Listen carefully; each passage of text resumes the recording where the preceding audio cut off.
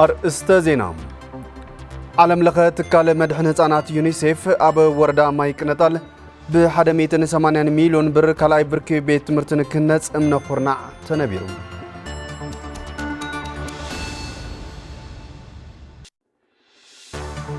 أب موحاس لونان كبتاتن هزبنا كرميت كوينا كنك على سينايلو ودبنا تنتقرين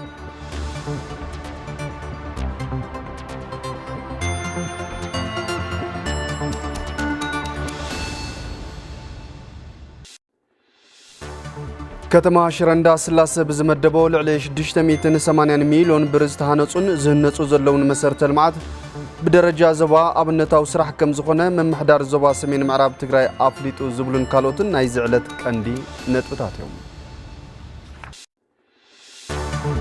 سلام طعنا هابلي زغوركم تملكتنا نزعلت زي زحرنا يوم زيناتات التلفزيون تقراي أرست زيناتات بمللاي فليمنا حزد ما ناب زرزراتهم كنسجر زيناتات بممرح حفت قبرو بمدى ملكت قوان قادما ألم ساحقوس مسم الله سمي استوديو تلفزيون تقراي حبرناكم كنسنحنا نمكتالكم بمعدام ناب فلا ماي زينا يكسجر زلاقي سلام نصتتان مرغاز اب قدم مكلخال غبنن سغات غبنن تقرتيبكا مسرح وساني خمزخونه كوميشنر جنرال كوميشن بوليس تግራይ ይሕደጎ ስዩም ገሊጾም ኮሚሽነር ይሕደጎ ነዚ ዝገለጹ አካላት ጸጥታ ከተማ መቀለን ዘባደው ምብራን አበ መውሐስ ሰላም ጸጥታ ነመልኪቶም አብዘ ሳለጥዎ ሐብራው ዘተዩ ታደለ ዳኘው ንዘዋደዶ ጸብጻበ ገብረ እግዚአብሔር ገዳሙ ከምስዕ ቆርቦይ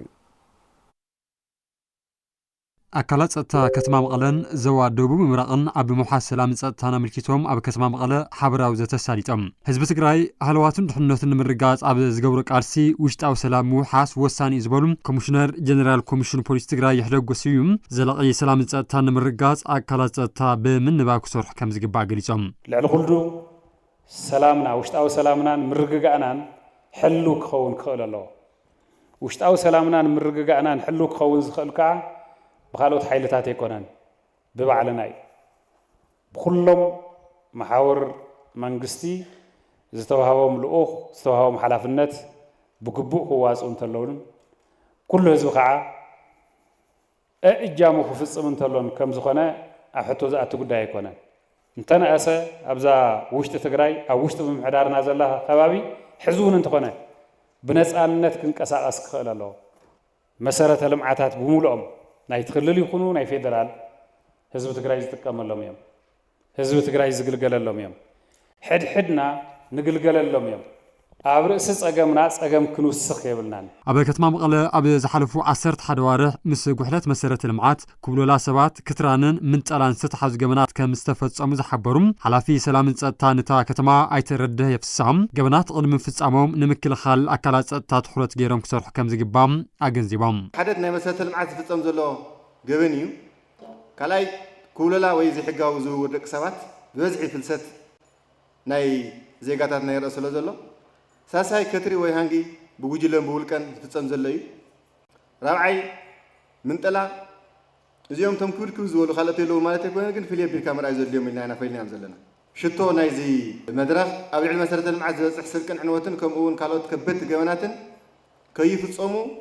100% تطو كبل مغواري ابا زوادو مبرا جبن فصم اكلات ابا كتما مقله يحبو كم زلو زغلصم حلافي سلام تصتاني تزوبا ايت زميكيل تول مدهن جبنات كاب منچوم نمدرا تنابيب كام مسرح كم زدل يابرهم او زوانا زفصم زلو جبنات قتلت توم فتنه قتلت عمص دقنسيو بعدك تدغف خطرانن شفتنتن غدلت سناي محدار فلاي امريتن زريين حزبي ياو بطعم زنصرطر زلو غداي مخانو نصصانا بقطا منچ صقم يلوم الى يزغلصوم زلهو هم ناغمغمنا يوم سلاز مصانا مالت كالي تخاتاتل زغون مدرخات تكايركا زلا سلام فلاي مزوام قلون زلا سلام نممصا غبنኛሃቱ نمقصار حاورنا خنسرح لنا هذه بصنعات كمزوا بصبق نناوينا حبريتا نقايرينا ناوردهات ناكفل ከተማታት ቀጽለሎ ናወሰን ጣብያታቱን ቀጽለሎ حزب تግራይ ኣብዚ حز እዋን ኣብ ከቢር ስጋት ጸጥታ ከም ዘሎ ዝገለጹ ተሳተፍቲ ትዘተ ቦገኖም ሰላምን ጸጥታን ንምርጋጽ ህዝቢ ዘሳተፈ ስራሕቲ ምስራሕ ከም ዝግባውን ተዛሪቦም ኣብ መቐለ ዙርያ መርኣያ ምግባር ይካኣል ኣብ እንደርታ መርኣያ ምግባር ይካኣል ግን ብመርኣያ ፍታሕ ኣይኮነን ብጣዕሚ ከቢድ ፀገም እዩ ስለዚ ተዓይነት ለበል ፀገም ምስ በፅሐና ኣክቲቭ ክንኾን ይፈስቲ ይሽለሎ እስካዕ መን ምስወተን ወይ تعبت مستسرع كلاتنا خابنا أسقط لبدي يفتح ناي ستازو ناي ستا محاورنا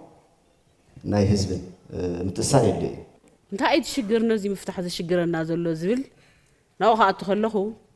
ناي مرارحنا صقام ببدرجانا زلنا مرارحه كاب كلل كاب زوا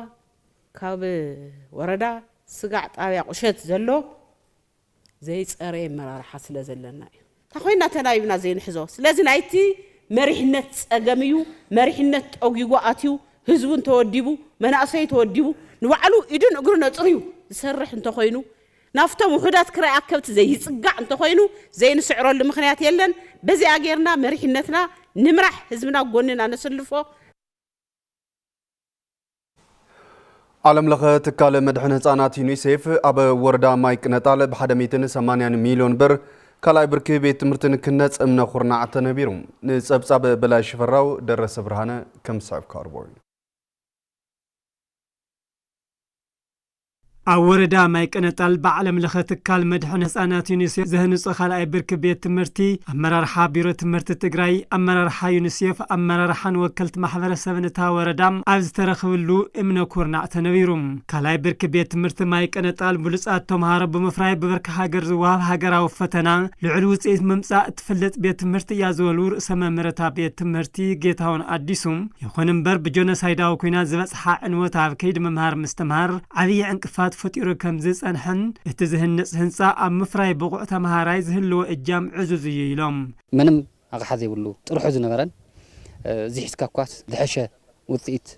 ዝነበሮም ተምሃሮ ናብ ደረጃ ተበጽሑ እዚ ሕዚ እምነ ኩርናዕ ተቐሚጡሉ ዘሎ ናይ ዩኒሴፍ ሓገዝ ሙሉእ ንብረትን ሙሉእ ናይ ከይዲ ምምሃር ምስትምሃርን መምህር እውን ተለዓዒሉ ዝልወጠሉን ተዓድውን በቲ ዝነበረ ተስፋ ክልወጥ ዝብል እምነት ኣለኒ እታ ቤት ትምህርቲ ብ180 ሚሊዮን ብር ዝህነጽ ምስ ምዃኑ ብርክት ዝበሉ ህንጻታት ከም ዝሕዝ ድማ ኣመሓዳሪ ወረዳ ማይቀነጣል ኣይተ ተስፉ ገብረ ማርያም የረድኡ ኩሎም ኣብ ቤት ትምህርቲ ዝነበሩ ህንጻታት ሙሉእ ናይ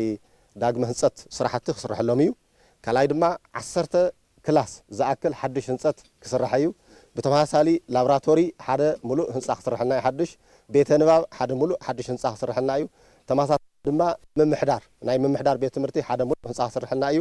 5 ዝኣክል ሽንቲ ቤት ክልተ ናይ ደቂ ተባዕትዮ ክልተ ናይ ደቂ ኣንስትዮ ሓደ ድማ ናይ ኣመራርሓ ክስራሕ እዩ እቲ ዝካየድ ህንጸት ክሳብ ዝዛዘም ኣድላይ ዘበለ ድጋፍ ከም ዝገብር ዝገለጹ ሓላፊ ዩኒሴፍ ጨንፈር መቐለ ሚስተር ዴቪድ ኦጉሉም ብቐንዱ ድማ ነበርቲ እቲ ከባቢ ደገፍን ክትትልን ክገብሩ ይግባእ ይብሉም On behalf of UNICEF I pledge that we will continue to work together with the government to make sure that we support ከም ዩኒሴፍ እዚ ህንጸት ክሳብ ዝዛዘም ኣድላይ ድጋፍ ክንገብር ኢና ብዝሐሸ ጽሬትን ቅልጣፈን ክዛዘም ድማ ክትትልን ደገፍን ነበርትን ምምሕዳርን ዝከባቢ ዝለዓለ ብምዃኑ እጃምኩም ክትፈጽሙ ንላቦ ኣብ ትግራይ ብጆኖሳይዳዊ ኩናት ሰፊሕ ዕንወት ምጽሑን ብፍላይ ድማ ክሳብ ሕዚ መንግስቲ ትግራይ ኣብ ዘየመሓደሮም ከባቢታት ዘለዋ 318 ኣብያተ ትምህርቲ ኣብ ከቢድ ዕንወት ይርከባ ዝበሉ ሓላፊ ቢሮ ትምህርቲ ትግራይ ዶክተር ኪሮስ ጉዑሽ ነዚአን ዳግም ምህናጽን ዝሐሸ ወለዶ ኣብ ምፍራይን ከምዚ ዓይነት ድጋፋት ወሰንቲ እዮም ኢሎም ኣብ ራያ ላማጣ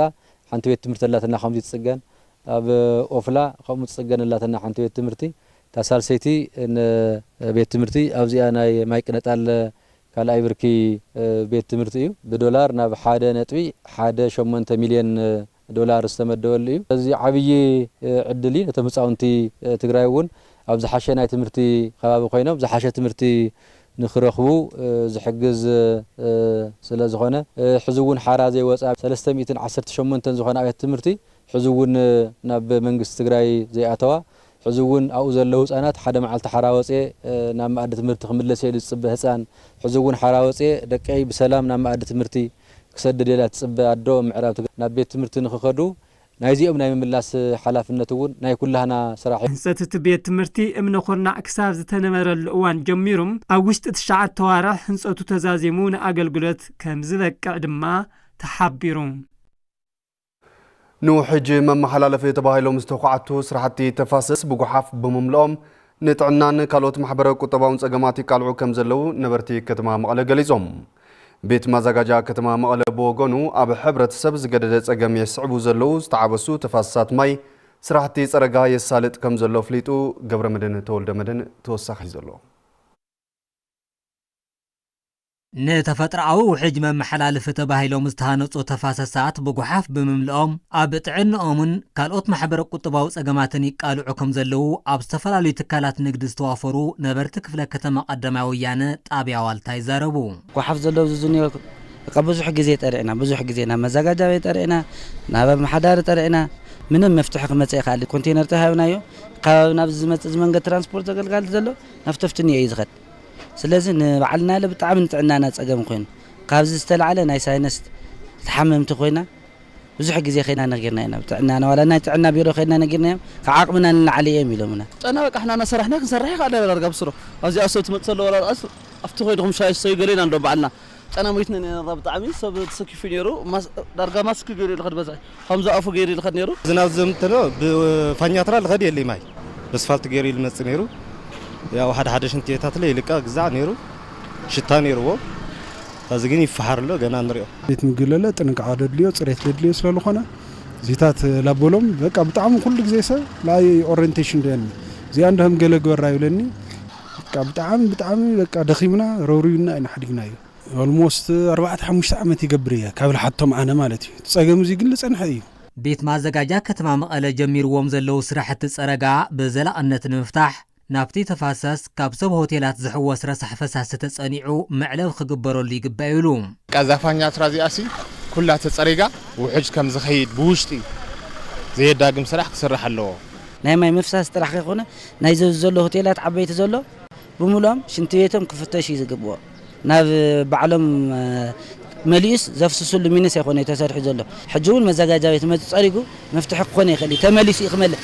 ብሰከንድታት ይዝመልእኮ ኣተሓባባሪ ዝተዋደደ መሰረተ ልምዓት ቤት ማዘጋጃ ክፍለ ከተማ ቀዳማይ ወያነ ኣይተ ኣስመሮም እንድርያስ ማይ ዝመሓላለፈለን ዝመልኣ ተፋሰሳት ኣብ ምፅራግን ምስኣተን ዘረኸባ ሽንቲ ቤታት ክእለያን 4.4 ሚልዮን ብር ተመዲቡ ኣብ 800 ሜትሮ ተፋሰሳት ማይ ስራሕቲ ፀረጋ ይካየድ ከም ዘሎን ድሕሪ 2 ሰሙን ከም ዝዛዘምን ይገልጹ ካብቲ ከባቢ ሽንቲ ቤት ዳይሬክት ናፍቲ ፋኛ ትራት ሒዞም ረኺብና ኣለና መጀመርያ ዝወሰድናዮ ስጉምቲ ተንሽንቲ ቤታት ምዕባስ እዩ ድሕሪ እንታይ ንገብረልና እናተኸታተልና ጀሚርና ያልና ስራሕ ተዓብይ መውፅኢ መተንፈሲ እዩ ተዓቢሲ እዩ ነይሩ እሱ ከፊትና ተንካልኦት ፀረጋታት ብለይቲ ለይቲ ዝስራሕ ቀጥሪ ክስራሕ ይኽእል ስራሕ ናብ ምፅራግ ስራሕና ቀጥሪ ዘሳልጡ ዘሎ ብለይቲ ግናት ስራሕቲ ትድሬነጅ እናፀረግና ያው ዳርጋ 70% ይወፅሕሉ ስራሕ ማለት እዩ ኣተሓባባሪ ከይዲ ስራሕ መሰረተ ልምዓት ቤት ማዘጋጃ ከተማ መቐለ ኣይተ ሰለሞን ገብረ ሚካኤል ኣብ ሕብረተሰብ ዝገደደ ማሕበረ ቁጠባዊ ፀገማት ዘስዕባ ዝተዓበሳ ተፋሰሳት ማይ ንምፅራግ ልዕሊ 37 ሚልዮን ብር በጀት ተመዲቡ ይስራሕ ምህላው ኣፍሊጦም ዓመት እዚ እናተዓፀወ ፀልም ናይ ሽንቲ ሕዋስ ልዕሊ ፅርጋ ዝኸይድ ኩሉ ስለተዓወሰ እዚ ግን ያው በጀትና ንምስራሕ ኣቲና ኣለና ማለት ኣብ ኩሉ ተኣከበ ዝፋኛ ትራሒ ዝወድመ ፀጉሓፋት ነዚ ድልድል ኣፍትሎ ኣብ ካሌብ ኣከባቢ ካሌብ ሆቴል ጎኒ ዓብይ ድልድል ኣሎ ትድልድል ተዓፂ ሙሉ ብምሉ ናው ዝኣቱ 4 ብሰሜንን ብደቡብን ዝመጽእ ማይ ብክልተ ሳይዱ 4 ቱቦታት ለው ናው ዝምግቡ ዝነበሩ እሶም ብሓመድ ተዓዊፀም ኣለኹም ተዓፂ ጸኒሑ እሱ ሙሉ ብምሉ ብኤክስካቫተር ተዃዒቱ ክወፅእ ተገይሩሎ ሓሊፉ ደሎ ፋኛ ትራታትን ብሰብ ሓይሊ ብናይ ሽንቲ ቤት መጠቲ ናተገበረ ይወፅሎ ማለት እዩ እቲ ዘጋጠመ ሓደጋ ምዕባስ ተፋሰሳት ንነዊሕ ግዜ ክትትል ብዘይ ምግባሩ ከም ዝኾነ ዝገልጹ ኣይተ ሰሎሞን ብዘላቕነት ንምፍታሕ በብእዋኑ ስራሕቲ ጽገና ከም ዘድሊ ሓቢሮም ቀጻሊ ክትትል ቀጻሊና ርአና ምፍታሽ ፈተሻ ስራሕቲ ክግበር ኣሎ ማንሆላት ኣብ ዓመት ተናእሰ 2 ግዜ ክፍተሽ ክእል ኣሎ ንቀጻሊ ግን ተሎ ዓመት ናርኣኸ ምኻድ ዘላኢሉ ኸውን ማለት እዩ ኣብ ወረዳ ክልተ ውላዕሎ ጣብያ ጻዕዳ ናዕለ ጥሙር ጥዕና ቤተሰብ ዘተግበሩ ልዕሊ 600 መራሕቲ ስድራ ተመሪቖም ደረሰ ብርሃነ ተመልኪትዎሎ ወይዘሮ ስንዳይ ሃይሉ ይበሃላም ኣብ ወረዳ ክልተ ውላዕሎ ጣብያ ጻዕዳ ናዕለ ቁሸት ጋጋ ነባሪት እየን እዘን ወገን ውልቀን ከባብን ፅሬት ብምሕላወን ኣብ ናብረአን ሕጉስቲ ምዃነን ይገልጻም ሽንቲ ቤት ይኹን መሕፀቢ ድና ይኹን ኩሉ ነገር ዳደረቅ ጓሓፍ ይኹን ዳፈሳሲ ጓሓፍ ይኹን ተጥፋፊ ብምጽንሑ ብዙሕ ኣብቲ ጥዕና ጎዳነት ለለው ምዃኑ ኣነ ተገንዝየ ሕዚ ግን ላው ሰዓት እዚ ተመሊስና ولادنا يخون بعلنا يخون بتصبغ تخانا خينا ندحر حزنا يخونا ندحر تطقيمنا له ኣብ ጥዕናና ካብ ሕክምና ምኻድ ኣብ ገዛኻ ተኸላኺልካ ምንባር ምስ ስድራኻ ይምረጽ። እዘን ወገንን ካልኦትን መራሕቲ ስድራ ቁሸት ጓጓም ተመሳሳሊ ስራሕ ሰሪሖም ኣብ ጥዕናኦም ለውጢ ከም ዘምጽኡም ይዛረቡም። ሽማግለ ወዲ ሰብዓይ 7 ዕድመ እኒኹ ትቦታ ከዓ ኮኽሕዩ ግን ናይ ጥዕና ጉዳይ ዘለዎ ምዃኑ ፈሊጠ ንኡ ተመልኪተ በቃ ምስትለሎ ቃዕመይ ተጻዊረ ልዘውዝኒዮ ሽንቲ ቤት እዚ ላብ 2 ሜትረይ ግዛዕየ ተጻይረ ኹዒተ ጥዕና ለለዎ ጥቕሚ ለለዎ ምዃኑ ፈሊጥና ካብኣቶም ተረዲአ ሰሪሐ ተጋላጊለ እየ። ደንባ ምፍላይ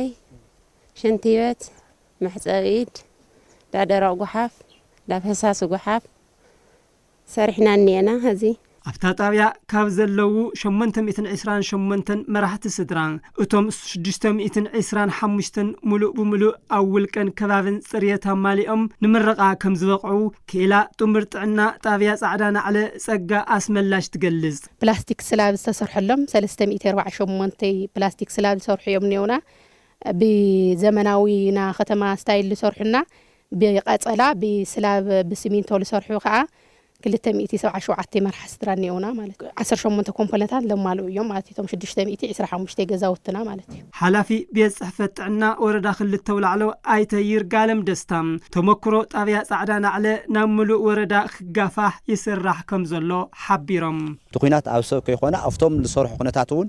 ዝዓነወሉ ኩነታት ነይሩ ግን ከም ዕድል ኣብ ስነልቦናና ማሕበረሰብ ኣብ ስነልቦኑ ኣይጠፈን ነይሩ ናይ ድልየታት ስለዚ ካፍቱ ዝነበረ ልዕልና ማሕበረሰብና ኩሉ ከም ወረዳ ዘሎ ናይ ምልዓል ስራሕታት ሰሪሕና ኢና ስለዚ ናይ ስነ ጽሬት ስራሕታት እዚ ኣብ ጻዕዳና ዓለ ጠጠው ዝለሉ ኩነታት ከይኾነስ ናብ ካልእ ዘለዋ ጣብያታት 14 ጣብያታት እውን ክስፋሕፋሕ እዩ። ኣመሓዳሪ ወረዳ ክልተ ውላዕሎ ኣይተ ሃፍቶም ብርሃንም ብብርኪ ወረዳ ምጥቃም ሽንቲ ቤት ዘተባብዕ ምዃኑ ይገልጹ። ኣብ ስነ መዓዛ ኣብ ስነ ጽሬትን ምቕናስ ሞት ኣዴታትን ህፃናትን ብርክት ዝበሉ ስራሕቲ እናተሰርሑ ኮይኖም ከም ወረዳ ክልተ ውላዕሎ 3027 መራሕቲ ስድራ ዝተፈላለዩ ደረጃታት ዘለዎም ሽንቲ ቤት ሰሪሖም ኣብ ምጥቃም ዝርከቡ እዮም። ምክትል ሓላፊ ቢሮ ጥዕና ትግራይ ኣይተ ነጋሲ ተክለ ሃይማኖት ምትግባር ጥሙር ጥዕና ቤተሰብ ካብ ማይ ወለድ ሕማማት ከም ዘድሕን ብምሕባር ካልኦት ጥዕናዊ ስራሕቲ ተጠናኺሮም ክቕጽሉ ጸዊዖም ካብ ፍታን ነፃ ዝኾነ ጣብያ እንትእወጅ እዚ ከም ዝበለ መድከም ስራሕ ቅድሚያ ትኹረት ሂብኩም ኣብ ምክልኻል ከም ኮሌራ ካልኦት ማያዊ ማይ ወለድ ሕማማትን ከም ሕማም ዓይኒ ትራኮማ ልዕሊ 15 ዝኾኑ ዓይነት ሕማማት ንነበርት ጻዕዳ ጣብያ ጻዕዳ ናዕለን ከባቢኡን ውሕስ ዝገብር ብምዃኑ ዘኹርዕ ተግባር እዩ። ብብርኪ ዞባ ምብራቕ ትግራይ ዳግማይ ምንቅስቓስ ጥሙር ጥዕና ቤተሰብ ወረዳ ክልተ ውላዕሎ ምዃናን ናብ ካልኦት ወረዳታት ክጋፋሕ ዝከኣል ደገፍ ከም ዝገብሩ ሓላፊ ውዳበታት ዞባ ምብራቕ ትግራይ ኣይተ ሙሉማሩ ሓቢሮም ኣብቲ ስነ ስርዓት ምረቓ ልዑል ተሳትፎ ዝነበሮም መንግስታውን ዘይመንግስታውን ትካላት ግብርቲ ሰናይ ኣፍሉጥን ሽልማትን ተዋሂቦም።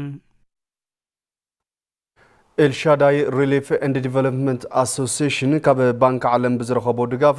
ምስ መንግስቲ ፌደራልን ክልልን ብምትሕብባርን 1,500 ኣብ ጎደና ዝነብሩ ወገናት ብምልዓል ናይ ስነ ልቦናዊ ሕውየትን ሞያዊ ስልጠናን ሂብ ከም ዘሎ ፍሊጡ ንስሓ ተስፋይ ብዝርዝር ሒዛቱላ ትካል ገባር ሰናይ ኤልሻዳይ ሪሊፍ ኤንድ ዲቨሎፕመንት አሶሲዬሽን ካብ ዓለም ባንክ ብዝረኸቦ ድጋፍ ምስ መንግስቲ ፌደራልን ክልልን ብምትሕባር ህፃናትን መናእሰይን አረጋውያንን ደቂ ኣንስትዮን ዘካተተ ን1,500 ኣብ ጎደና ዝነብሩ ብልመና ዝመሓደሩ ወገናት ብምልዓል ስነ ልቦና ሕውየትን ናይ ሞያ ስልጠናን ሂብ ከም ዘሎ ኣፍሊጡ ነቲ ዕድል ተጠቀምቲ ዝኾኑ ወገናት በቲ ዝግበር ዘሎ ሓገዝ ሕጉሳት ምዃኖም ገሊፆም ስጉለ ኣነ አንጎላ ላለመንኩ ጸጊምኒ ሸጊርኒ አውዲ በሊዕ ሰትያ ጻጊብ ያለኹ ኣብ ጎደና ህይወት ነራዩ በቃ ብዙሕ ነገር ነይሩ ሽጋራ ነይሩ ጫት ነይሩ ብዙሕ ካሊላት ነይሩ ኳላ ኤልሻዳይ ብመጻጊብ ካብ ሽጋራ ውጭ ኮይና ቡና ብሻይ ቡና ጎረ ሕጂግምና ነይሩ ናብ ስራሕ ትርኢና ኣለና ናይ ጆሰፍ መሪፀ ኣብ ጆሰፍ ጽቡቕ ስራሕ ይሰርሕ ለኹ ብባንና ብእንጀራ ምግጋር ናብ ምክፍፋል ግዛዕ ስልጠና ኣትየን እዮ ካብዚ ቆልዓና ምሕብሕብን እዮም ንቆልዓይ ከዝብ ንቆልዓየ ግን ቆልዓ ኣፍትና መሕብሕብ ቦታ ሕዝብ እንደይ ይጸንሕ እስካዕ ልምሃር ላብዚኣ ንመጻእ ኩላ ብችግር ልወልዖ የብለ ልሰትዮ የብለ ገዛ ለጽሉለ የብለ ኸዚ ግን ኣብዛ ድርጅት እዚ ኣመጽየ ብጣዕሚ ኣናእሽተዮም ዓብዮም ብጣዕሚ የመስግን እየ እቶም ካብ ጎደና ዝተለዓሉ ወገናት ምስ ሰራሕተኛ ማሕበራዊ ጉዳይ ብምርዳእ ዝተለዓሉ ምዃኖምን ድሕሪ ናይ ስነ ልቦና ሕውየት ሙሳዶም ብዝመረጽዎ ሞያዊ ክእለት ስልጠና ረኺቦም ብዘላቂ ዓርሶም ዝቕይሩሉ መንገዲ ስራሕ ምህላው ኣካይድ ስራሕ ከተማ ምህርትን ሴፍትነትን ፕሮግራም ኤልሻዳይ ሪሊፍ ኤንድ ዲቨሎፕመንት አሶሲዬሽን ኣይተ ብሩኽ ኣስመላሽ ገሊጾም ናይ ኣደታት ምስ ህፃውንተን 189 ኣደታት ምስ 365 ህፃውንተን ናይ ህፃናት ካን 134 ህፃናት ዝሓዘ ናይ መናእሰይን ዓበይትን ካብ 18 ክሳብ 59 ዕድሚኦም ካን ናብ 102 ጽጋዕ ሳልሳይ ፕሮጀክት ናዩ ራብዓይ ካን አረጋውያን 215 አረጋውያን ዝሓቆፈ እዩ ስነ ልቦና ምርጋዕ ናይ ህይወት ክእሎት ከምኡ ከዓ ናይ ሞያ ብዝደለይዎ ምርጫ ናብ ሓደ 6 ዝጽግዑ ናይ ስልጠና ዓይነታት ኣለዉ እዚኦም ኣብዛ ጸንሖዋ ታ ፕሮጀክትና ካብ 3 ሳብ 6 ወርሒ እዮም ሳና ጸንሖ ብዚ ወዲኦም ክወጽእ ከለዉ ካብታ ዝተጠቐሙለን ከኣን ግርመት ከልዮም ገንዘብ ኣተሓይዝና ምስ ክልል ማሕበራዊ ጉዳይ ትካላት ኮይና ተሓባቢርና ኢና እግርነት ክሎም አተሓባባሪ ሰራሕተኛ ማሕበራዊ ጉዳይ ክፍለ ከተማ ዓይደር ኣይተ ኣሸናፈ ገረ እግዚአብሔር እዞም ወገናት ነቲ ስልጠና ብግቡእ ተኸታቲሎም ምስ ወጹ ምስ ዝምልከቶም ኣካላት ብምዝራብ ዕድል ስራሕ ምትእስሳር ንምግባር ይስራሕ ከም ዘሎ ሓቢሮም ህፃውንቲ ዘለውን ምስ ቤተሰብ ክራኸቡ ናይ ድሕንነት ምስ ወላዲ ዘለዎም ከለላ ከግበረሎም ዝተወሰነ ሓገዝ ክሕገዙ እዚኣ ዓባይ ስራሕትና እያ ማለት እዩ እቶም መናእሰይ ዝበሃል ድማ ያው ናይ ስራሕ ስእነት እዩ ናብ ደገ ውፅዎም እንዮ ካብ ዝተፈላለዩ ወልፍታት እዚ ተዓቂቦም ፍላይ ኤልሻዳይ ዝወስዶም ዘሎ ወልፍታት ክሓድጉ ስነምሮኦም ኩሉ ናብ ስራሕ ከድህቡ ስለዝኾነ ንሕና እውን ኣብ ብማሕበር ይኹን ብውልቀ ብዝደለይዎ ዘርፊ ክነተኣሳስር ከለና ምስ መሬት መልማዕ ምስ ቤት መዘገጃ ምስ ዘፈር ቁጠባ ምስ ፍትሒ ኮታስ ምስ ከለላ ሓደጋታት ኩሎም ተዘራሪብና ኢና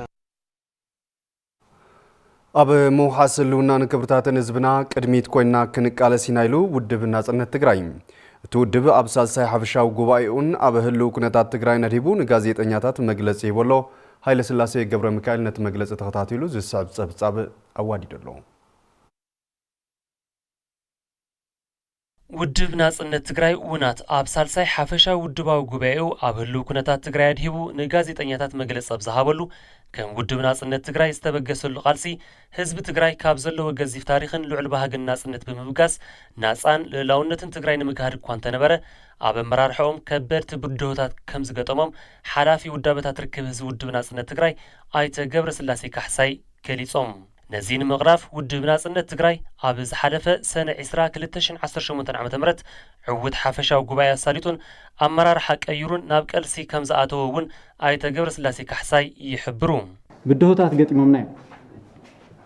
ምልክት ናጽነት ኢልና ዝሓረናዮም አንጻር ቃልሲ ናጽነት አንጻር ሃልዋትን ድሕንነትን ህዝቢ ትግራይ ኮይኖም ተረኺቦም ስለዚ ዝኹሉ ብድሆታት ሰጊርና ኣብ ዝሓለፈ ቀዳም 20 ሰነ 2018 ዕውት ሳልሳይ ሓፈሻዊ ጉባኤ ኣሳሊጥና ኢና ስለዚ 21 መሪሕነት ቤት ምክሪ ናጽነት ኢሉ እውን ቆምቲ ኮሚቴታት ናይዚ ቤት ምክሪ ናጽነት 3 ሓለዋ ናጽነት ኢሉ እውን 7 ፈጻሚ ስራሕ ናጽነት ሓሪሎ ኣቦ መንበር ውድብ ናጽነት ትግራይ ተጋዳላይ ዶክተር ገብረ መድህን ሮምሃ ምክትል ኣቦ መንበር ውድብ ናጽነት ትግራይ ተጋዳላይ ገብረ ሊባኖስ ገብረ ማርያም ኮይኖም ተሓሪዮም ኣለዉ ካብዚ ወጻኢ ዓላማ ናጽነት ብዝኸለሱ ካብ ቃልሲ ናጽነት ብዘግለሱ ንሓይሊ ጽንተት ብልጽግና ድጋፎም ዘርእዩ ኢሉ እውን ንቤት ማሕረርቲ ተጋሩ ዝኾነት ኢትዮጵያ ድጋፎም ዘርእዩ ብዝኾነ ይኹን ዓይነት መዐቀኒ ንቃልሲ ናጽነት ኣይውክሉን ሓላፊ ጉዳያት ውጻኢ ውድብ ናጽነት ትግራይ ኣይተ ኣቤል ገብረ መድህን ብወገኖም ውድብ ናጽነት ትግራይ ኣንፈት ቃልሲ ብምንጻር ልዕላውነትን ክብርን ትግራይ ክምለስን ውሽጣዊ ጸጋማት ትግራይ ብተጋሩ ክፍታሕን ከም ዝሰርሑ ይዛረቡ ኣቦ በርናን ምክትል ኣቦ በርናን ቀይርናልና ኩሎም ትካላዊ ማሕበርና ቀይርና ኢና ካብዚ ሓሊፉ ቤት ምክሪ ምስ ቋሚ ኮሚቴታቱ ሓለዋ ናጽነት ወይ ከዓ ቁጽር ኮሚሽን ኣቋቂምና ኣለና ፈጸማ ኣካል እውን ከም ዘለዎ ኮይኑ ማለት እዩ እዚ መንገዲ እዚ ኣንፈት ቃልስና ነጺርና ናብ ቃልሲ ተጸምቢርና ኣለና ቀዳማይን ዘይንደራደሩልን ብሄራዊ ረብሓ ናይ ትግራይ ዋና ትኩረትና ጌርና ከመቀለስ አጀንዳ ጌርና ንቀለስ ኢና ህዝብን መሬትን ትግራይ ኣብ ዝተወረረሉ መጓዓዝያ ዓጺው ሸቐጣት ከይኣቱ ብምኽልካል ኣንጻር ህዝቢ ጠጠው ዝበለ ህዝብን ዓድን ዝዕነወን ናብ ከምዚ ዝበለ ጉጅለ ዝኣተወ መራርሓ ኮይኑ ክቕጽል የብሉን ዝበሉ ድማ ኣቦ ወንበር ውድብ ናጽነት ትግራይ ዶክተር ገብረመድህን ሮምሃ እዮም ምግቢ መድሓኒት ሸቐጥ ዝኸልከለ እዩ ንህዝቢ ትግራይ ሕዝቢ እውን ከብይዋ ኣብ ዕፅዋን ክባን ዘንብሮ ዘሎ ሕሉፍ ፀረ ህዝቢ ትግራይ ዝኾነ ጸላኢ እዩ ስርዓት ብልጽግና ናብዝኹም ዝዓይነት ጉጅለ ብስሩዕ ዝኣተው ኣመራርሓና እዩ እዞም ኣመራርሓና ማለት እዩ ስለዚ ከም ውድብና ዝገጠምዎ ብድሆታት ከምዚ ዓይነት ብቐቢሉ እውን ንትውድብ ምፍራስ ብዙሕ ተኸይዱ እዩ ኣቦ ወንበር ውድብ ናጽነት ትግራይ ዶክተር ገብረመድህን ሮምሃ ናብዚ ሓላፍነት ክመፁ እንተለዉ ከም ውድብ ናጽነት ትግራይ ኣብ ምውሓስ ህልውናን ክብርታት ህዝብን ቅድሚት ብምዃን ንምቅላስ ከም ዝኾነ እውን ተዛሪቦም ኣብ ህልውናን ህዝቢ ትግራይ ኣብ ድሕንነት ህዝቢ ትግራይ ኣብ ብሄራዊ ረብሓና ኣብ ብሄራዊ ክብርታትና ኣትኪሩ ዝመጽእ ጸላኢ ኩሉ ግዜ ኣብ ጎኒ ህዝብና ኮይና ክንቃለስ ምስ ህዝብና ንድሕን ምስ ህዝብና ንመውት እንተተኻኢሉ ህዝቢ ትግራይ ዋጋ ከይከፈለ ክድሕን ንጽዕር ምስ ምምላስ ግዛእታዊ ሓድነትን ተመዛበልትን ዝተሰደዱ ወገናትና ሕዝብ እውን ከም ቀደም ኣበርቲዕና ክንሰርሕ ኢና ብሃይለ ስላሴ ገብረ ሚካኤል ተዋዲዱ በመሳርሕትና ኤፍሬም ረዳይ ዝቀረበ ጸብጻብ ተኸታቲልና ተመሊስና ዝኸበርኩም ተመልከትና ናብ ዝቕጽል ዜና ከስግረኩም መጉዳእታ ኣካል ካብ ዝኾነ ዓይነት ስራሕ ክኽልክል ከም ዘይኽእል ኣብ ወረዳ ታሕታይ ቆራሮ ጣብያ ሃፍቶም ኣብ ምልማዕ ቆምቲ ተኽልታት ተዋፊሩ ዝርከብ ጉዱእ ኩናት ገብረ ህይወት ፍቓደ ገሊጹ ጸብጻብ ሸዊት ሙሉ ዓለም ተኸታቲና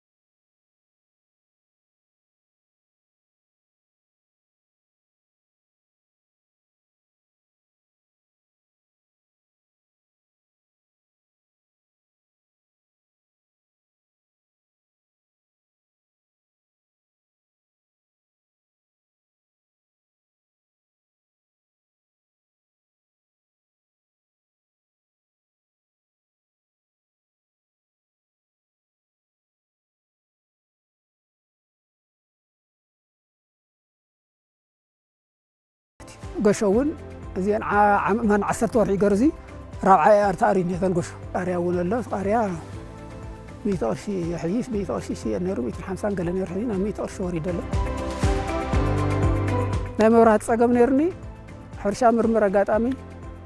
شرماي صوري 50 عايز تمثيلي زرعي قدمتنا راد مخوار 30 كلتا شحوص ورح السرحنا بنافتي السرحنا رز هي 4 ورح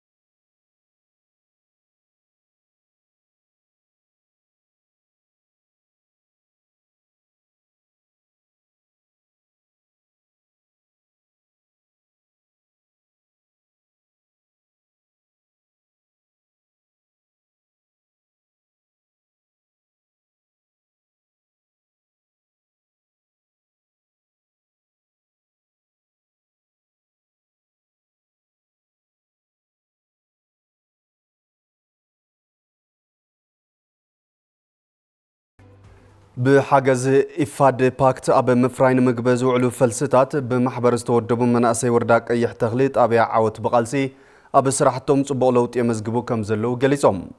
أبز حلف عامت ورح سنة استودبت محبر مفراي فلس معبالة أبز حزوان لعلي 25 شح استفلالي فلسطات بمفلاس نمشيت تقريبا كمزلان تربحنتهم من مرقاص دمات وطوح بايتات فتيرو بمهلاو أب متأسار عداقا زملكتهم أكالات الدقف قبر لهم تلابيهم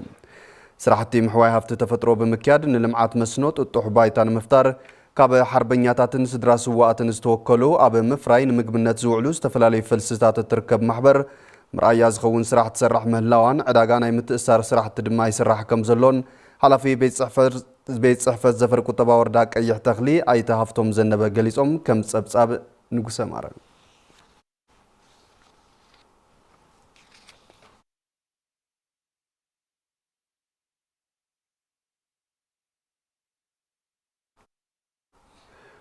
بيت مازاجا كتما شرند سلاسة بزمدبو لعلي 680 مليون بر وصاي هنصتهم اب استزازمون اب كيد هنصت اب زركبون استفلالي مسرت المعات عدت تساليتهم اتم عدت استغبر لهم سرحتي صصر منغدي هنصت فولي بيت تمرتي شرند سلاسة منصاف صروب امني زرغها مبراهتي 7 كارين كالوتن انتخونو استسرحو مسرت المعاتات زنبرم صقمات زقاللو كم زخونو نبرت تزاريبهم حلافي بيت مزاجاتا كتما ايت تخلوين توماس كم كتما ابز عمت لعلي 680 مليون برب مداب استفلالي سراحتي مسرت المعات تسريحهم اقلقلوت النهابو كم زركبو بمحبار استرافون ابز قرب اوان هنصتهم بمززامن اقلقلوت كفتي كم زخونو قليصهم كنتيبا كتما شرندا سلاسة ايت قبر مدن يوهانس بوغنوم يسرحو زلو سراحتي مسرت المعات طلب حبرت سب ماخل زغبرو مخانومن هنصتهم اب حاصير غيزه بمنززامم عقبت نبرتن مرغاص بستوادደ መንገዲ ይስራحليلهم ام حداري زوبا سمين معراب تግራይ ايت ولد ابرا قبر صادق بقدوم ማህበረሰብ ዝግልገለሎም መሰረተ ልማዓታት በታ ዝተረኸበት ሃፍቲ ምህናጽ ንኻልኦት ከተማታት ተታዘባ ኣብነታዊ ስራሕ ከም ዝኾነ ሓቢሮም ከም ጸብጻብ መሳርሕትና መለሳ አባዲ